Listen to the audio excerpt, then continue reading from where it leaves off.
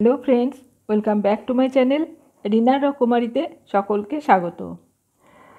শীতকালে আমাদের অনেকেরই ত্বক ভীষণ শুকনো হয়ে যায়। যতই নামি দামি কোম্পানির তোমরা তেল ক্রিম মাখো না, কিছুক্ষণ পরেই দেখবে আবার শুকনো হয়ে যায়। বিশেষ করে আমার ত্বক তো ভীষণ ড্রাই। অনেক নামি দামি কোম্পানির ক্রিম মেখেছি, কিন্তু সেই একই অবস্থা হয়ে যায় কিছুক্ষণ পর। তাই আজকে আমি একটা ক্রিম বাড়িতে বানাবো আর সেটাই তোমাদের সঙ্গে শেয়ার করব। এটা যে কোনো বয়সের, মানে 12 বছরের পর থেকে যে কোনো বয়সের মহিলা পুরুষ সকলেই ব্যবহার করতে পারবে, আর বানানোও ভীষণ সহজ। তাহলে চলো দেখে নেওয়া যাক আমার আজকের এই ভিডিও। এখানে আমি 2 চামচ অ্যালোভেরা জেল নিলাম, একটা কাচের পাত্রের মধ্যে নিয়েছি।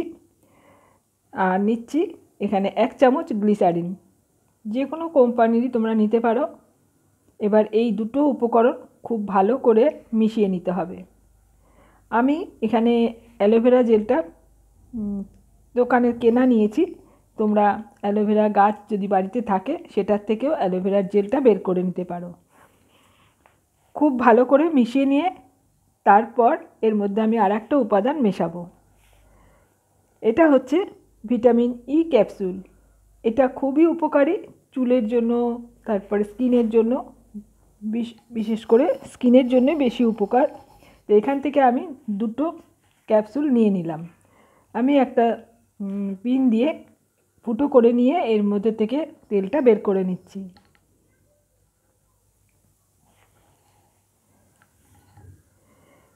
এই ক্যাপসুলটা থেকেও আমি তেলটা বের করে নিচ্ছি। আর তোমরা যদি বেশি করে বানিয়ে রাখতে চাও তাহলে পরে সমস্ত পরিমাণগুলো বাড়িয়ে নেবে। আমি এখানে 7-8 দিনের মতন বানাচ্ছি। এই ভিটামিন ই তেলটাও নিয়ে নিলাম। এবার এটাকেও খুব ভালো করে আমি চামচ দিয়ে মিশিয়ে নেব।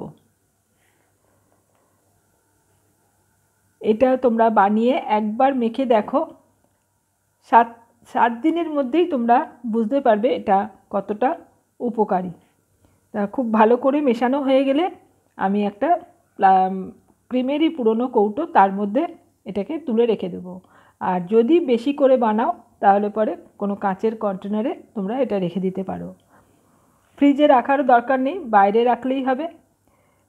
দেখো আমার এটা তৈরি হয়ে গেল। আশা করছি আমার আজকের এই ভিডিও তোমাদের ভালো লেগেছে। আমার ভিডিওটা ভালো লেগে থাকলে একটা লাইক দিও, বেশি বেশি করে শেয়ার করে দিও।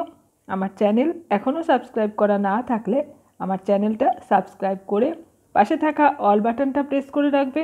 পরবর্তী ভিডিওর নোটিফিকেশান তোমাদের কাছে চলে যাবে। আজ এই পর্যন্ত, আবারও চলে আসবো অন্য কোনো ভিডিও নিয়ে। এতক্ষণ আমার সাথে থেকে ভিডিওটা দেখার জন্য অসংখ্য ধন্যবাদ।